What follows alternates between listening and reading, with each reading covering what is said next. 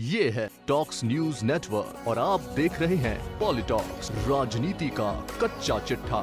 5 राज्यों के विधानसभा चुनाव के परिणाम आ चुके हैं। अब सभी पार्टियों के नेता और रणनीतिकार अपनी अपनी हार जीत का आकलन करने में लगे हुए हैं। बंगाल में टीएमसी को मिली बड़ी जीत के बाद ममता बनर्जी फिलहाल खुश है। वहीं भाजपा केंद्रीय हाईकमान बंगाल में क्या कमियां रह गई उसे तलाशने में जुटा हुआ है। तमिलनाडु में डीएमके नेता स्टालिन भी चुनाव परिणामों से संतुष्ट हैं। ऐसे ही मुख्यमंत्री पी विजयन भी केरल में सबसे लोकप्रिय नेता के रूप में उभर कर आए हैं। लेकिन आज हम चर्चा करेंगे देश की सबसे पुरानी पार्टी कांग्रेस की।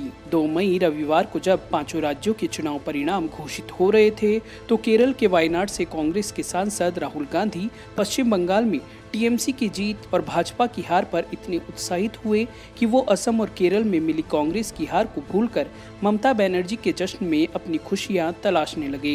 राहुल के लिए खुशी सिर्फ बीजेपी की हार से मिल रही है, लेकिन दूसरे की हार में अपनी खुशी तलाशने को मजबूर कांग्रेस इस तरह तो अपने कार्यकर्ताओं में जोश भरने में एक बार फिर नाकाम रही है। सही मायने में कांग्रेस अब राहुल गांधी को समझ नहीं पा रही है या राहुल कांग्रेस को नहीं समझ पा रहे हैं। इन 5 राज्यों के चुनावी नतीजों के बाद जिस प्रकार विपक्षी राजनीतिक दलों एनसीपी, राष्ट्रीय जनता दल, नेशनल कॉन्फ्रेंस, शिवसेना, आम आदमी पार्टी, समाजवादी पार्टी, बीजू जनता दल, अकाली दल समेत आदि पार्टियों के नेताओं ने मुख्यमंत्री ममता बनर्जी को जीत की बधाई देकर उनका राष्ट्रीय स्तर पर कद बढ़ा दिया है, यह कांग्रेस और गांधी परिवार के लिए खतरे की घंटी भी मानी जा रही है। सही मायने में विपक्ष का कोई भी दल अब गांधी परिवार के किसी भी नेता को मोदी और अमित शाह के सामने मजबूत नेतृत्व मानने को तैयार नहीं होगा। इसका कारण भी हम आपको बता देते हैं। पिछले कुछ वर्षों में एक के बाद एक चुनावी शिकस्त से उभरने की कोशिश में लगी कांग्रेस को इस बार 4 राज्यों और 1 केंद्र शासित प्रदेश में हुए इन चुनावों में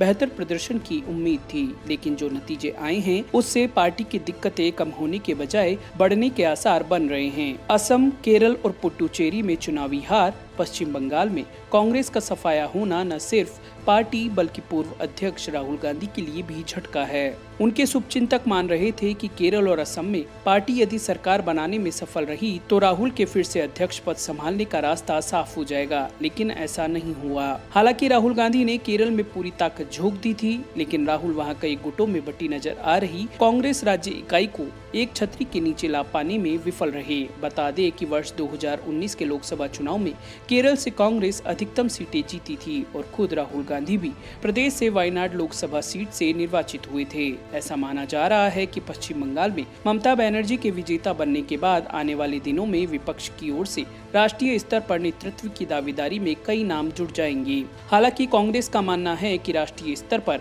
बीजेपी का वह एकमात्र विकल्प है। ऐसे में अब कांग्रेस में नेतृत्व को लेकर एक बार फिर से बहस छिड़ना तय है। जनवरी 2021 में कांग्रेस कार्य समिति ने अपने प्रस्ताव में कहा था कि इस साल जून में किसी भी कीमत पर नया अध्यक्ष चुन लिया जाएगा। अब कांग्रेस नेतृत्व के सामने एक बार फिर असंतुष्ट खेमे की ओर से बगावती तेवर और तेज हो सकते हैं। गुलाम नबी आजाद, कपिल सिब्बल, मनीष तिवारी और आनंद शर्मा जैसे वरिष्ठ नेताओं की मौजूदगी वाला G23 समूह अपना अगला कदम उठाने के लिए सही मौके का इंतजार कर रहा है। अभी तक कांग्रेस पार्टी के असंतुष्ट नेताओं की नाराजगी को सोनिया गांधी ने बहुत हद तक रोक रखा था, जिसके चलते कांग्रेस के असंतुष्ट नेता पिछले 2 महीने से शांत बैठे हुए थे। 5 राज्यों की चुनावी रणनीति का संचालन पूरी तरह कांग्रेस के मौजूदा नेतृत्व और उनके करीबी पार्टी रणनीतिकारों के साथ में ही रहा। राहुल ने सबसे ज्यादा फोकस केरल के प्रचार पर रखा था, जबकि कांग्रेस महासचिव प्रियंका गांधी ने खुद को असम के प्रचार में लगा रखा था। हालांकि 5 राज्यों में से इन दोनों ने मुख्यतः खुद को 2 राज्यों पर ही केंद्रित रखा। इसके बावजूद गांधी परिवार के दोनों नेता अपने अपने राज्य में कामयाब नहीं रहे। सांसद राहुल गांधी मोदी सरकार पर कोविड-19 महामारी के प्रबंधन को लेकर निशाना साधने में ही व्यस्त रहे और विधानसभा चुनाव में आए रिजल्ट ने कांग्रेस की बाजी पलट दी। कांग्रेस का राज्यों में जिस तरह का प्रदर्शन रहा, अब राहुल गांधी की क्षमता पर सवाल उठने लगे हैं। कांग्रेस के शीर्ष नेतृत्व के लिए पार्टी के मौजूदा हालात को लेकर उठाए गए सवालों का जवाब देना भी इन नतीजों के बाद गांधी परिवार को आसान नहीं होगा। ऐसे में अब कांग्रेस के इतर बीजेपी के खिलाफ किसी तीसरे मोर्चे की तलाश शुरू हो गई है। बंगाल में कांग्रेस का खाता न खुलना, असम केरल में करारी मात और पुडुचेरी में सत्ता गंवाने के बाद पार्टी में एक बार फिर उठापटक के आसार बढ़ गए हैं। कांग्रेस के सामने अपने अंदरूनी सियासी चुनौती में भारी इजाफे के साथ अब राज्य में ज्यादा मजबूत होकर उभरे क्षेत्रीय दलों के राजनीतिक प्रभाव को थामने की दोहरी चुनौती होगी। बंगाल में ममता बनर्जी और तमिलनाडु में स्टालिन के मजबूत होने से साफ हो गया है कि एक ओर जहां सूबों में कांग्रेस का सियासी आधार लगातार घट रहा है, तो दूसरी ओर क्षेत्रीय पार्टियां व उनके नेता राष्ट्रीय स्तर पर भी विपक्षी राजनीति में उसकी जगह के लिए बड़ा खतरा बनते नजर आ रहे हैं। इन 5 राज्यों के विधानसभा चुनाव प्रचार में गांधी परिवार को पार्टी के असंतुष्ट नेताओं को भी विश्वास में लेना चाहिए था। राज्यों के प्रचार का पूरा जिम्मा राहुल गांधी और प्रियंका गांधी ही संभाले हुए थी। ऐसे में पार्टी की हुई करारी हार की जिम्मेदारी भी अब गांधी परिवार की ही बनती है। पॉलिटॉक्स ब्यूरो, दिल्ली। ये है टॉक्स न्यूज नेटवर्क और आप देख रहे हैं पॉलिटॉक्स, राजनीति का कच्चा चिट्ठा।